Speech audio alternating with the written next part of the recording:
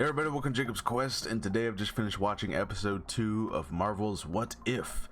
This is going to be a full spoiler review, so obviously if you haven't watched that episode yet, go ahead and watch that and then come on back. And also, this is the final appearance of Chadwick Boseman as T'Challa. I don't know if it was his final role entirely, and I suspect we might actually see more of, there might be one more episode where this version of T'Challa shows up. But, in any case, there was a certain amount of weight that was placed on this episode. And, I couldn't help but kind of feel a little sad, I guess, just watching the whole thing. His voice is throughout this entire thing. And it's still just a really tragic thing that happened. But, yeah, so the episode itself...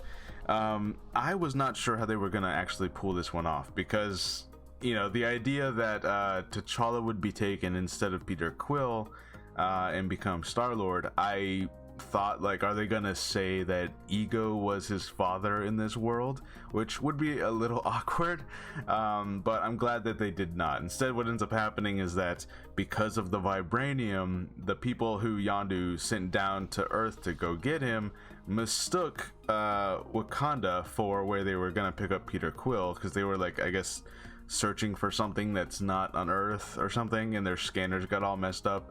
But in any case, they kind of just needed the what if to happen, so, like, however you have to, like, logic your way out of it. Basically, you just have to get T'Challa on the ship, and he was already 10, just like Peter Quill was, I think 10-ish, when they picked him up. But this is still somewhat of a nature versus nurture type thing, because, was Peter Quill the goofball screw up that he was because he was raised by Ravengers, or was Peter Quill always kind of a goofball?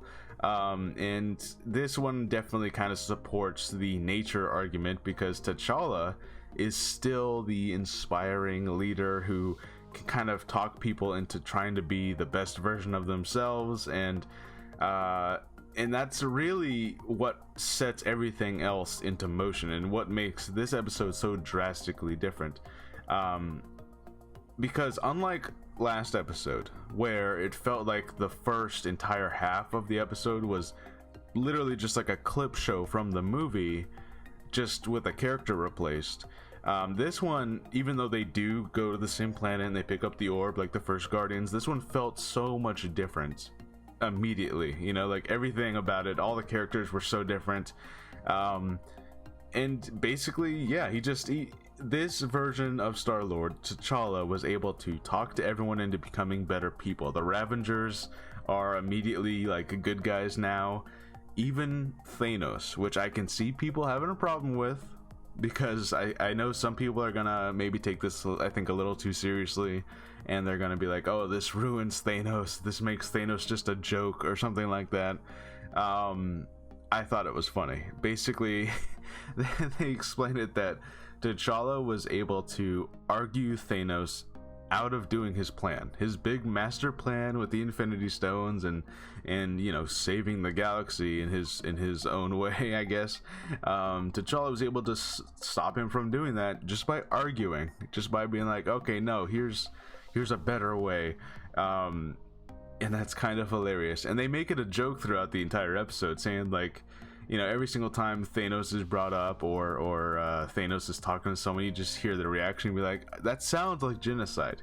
He's like, yeah, but it's efficient, it would work, and so it's just kind of funny that, like, he's a good guy now who just has, like, that ongoing joke of, like, oh yeah, I had the plan, it was gonna happen, and then I got talked out of it. But yeah, so the other thing is that this must have happened pretty early on, because we see Nebula has the cyborg eye, but she does not have all her other robotic parts. So I have to assume that this happened, like, really early on in life, before Thanos did a lot of other stuff. We even see Drax, for example. Drax's planet is not destroyed.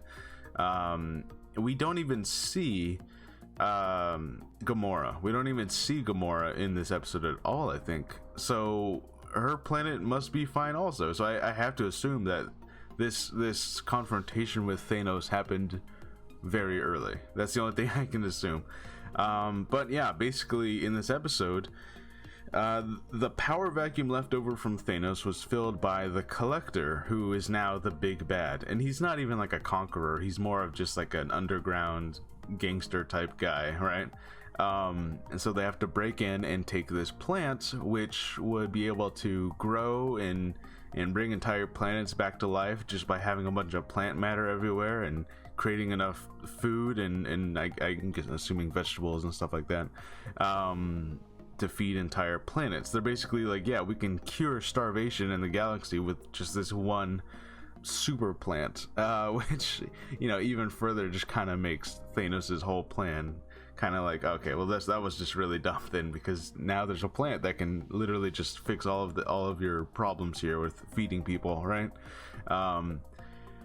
So yeah, that's basically what the whole thing is. They have to sneak in and they do this whole heist mission, and it's pretty fun. It's a pretty fun episode. Also, if you notice, the Collector, in one of his weapons, he has Captain America's shield there, which I guess confirms that this is not the same alternate reality as the Captain Carter episode, because obviously that it wouldn't be the Captain America shield, it would be the Captain Carter shield. So you know, so we're already dealing with multiple alternate realities. This is not the same alternate reality, so that's kind of interesting. And yeah, the episode ends with basically him going back to Wakanda, and you know, I don't know if he's gonna end up taking the throne or if he's gonna just, you know, visit and still go back to space and do his whole adventures. And that was kind of the thing, is that like Yondu basically lied to him and said that you know, Wakanda had been destroyed, but that was forgiven pretty easily, which, you know, again, it's just, I suppose that's just T'Challa's character, is like, he'll be mad about it, but he didn't forgive what's his name, Zemo, but you know, he saved his life and be like, no, the living aren't done with you yet, you know. So he's able to, it's just in his character to forgive, or at least like let go of the anger. So you know, that happened pretty quick. And yeah, it basically ended with Peter Quill, who's working at the Dairy Queen, which is, I suppose, the same Dairy Queen we saw in Guardians 2, which is kind of funny that they just put him in there.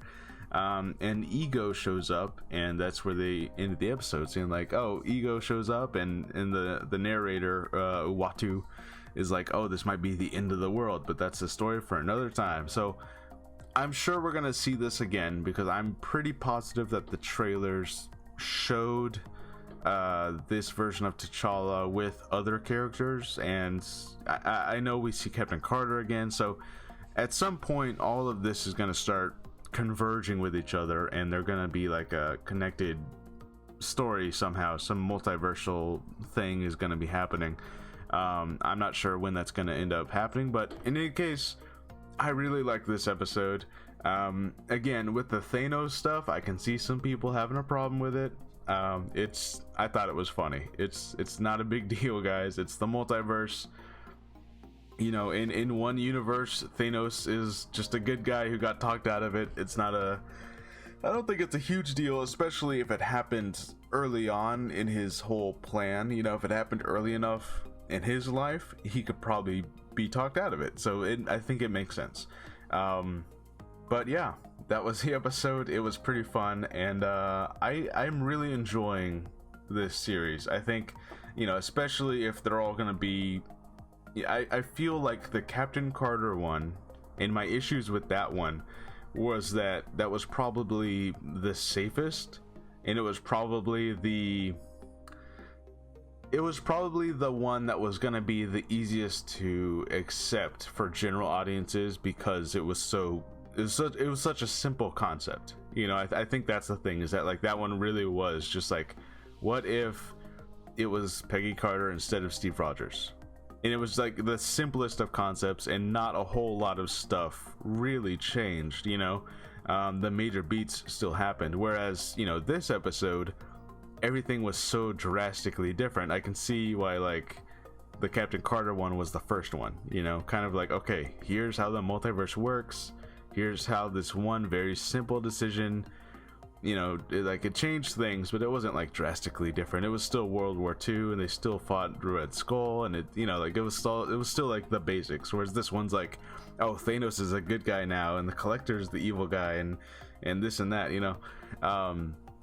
But yeah, I'm hoping that they just get weirder and wilder from here. I want to see like the drastic possibilities. I want to see things get like just really crazy. And I think that we will, and I think that they will also start, connecting with each other, these different stories. So yeah, let me know what you guys thought about this. Let me know how you feel about the Thanos thing. I can already just imagine some people having a problem with it, but let me know how you guys feel. And yeah, let me know your theories as to, is it going to be Doctor Strange kind of putting this multiverse together, kind of like having some of these characters meet each other? Let me know how you think that this is all going to unfold. All right, I'll see you guys next time. Bye.